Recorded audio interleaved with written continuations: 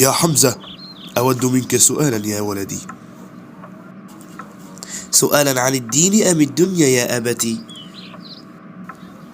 أما الدنيا فهي فانية لا سؤال فيها، أما عن الدين فأود ذلك يا ولدي. حسنا يا أبي، إذن ما هي السورة التي تكلمت عن شهر رمضان المبارك؟ حقا إنه سؤال سهل يا ولدي، إنها سورة البقرة. فهل يمكنك أن تحدد لي الآية أو أن تتلوها علي؟ بالطبع يا ولدي، هذا شيء جميل، ولكن أنت ستتلوها علي يا أبتي لكي أتعلم ونعلم الناس من بعدنا.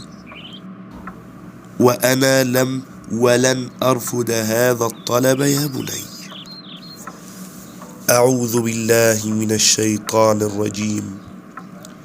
شهر رمضان الذي أنزل فيه القرآن هدى للناس وبينات من الهدى والفرقان، فمن شهد منكم الشهر فليصم، ومن كان مريضا أو على سفر فعدة من أيام أخر، يريد الله بكم اليسر ولا يريد بكم العسر، ولتكملوا العدة ولتكبروا الله على ما هداكم ولعلكم تشكرون.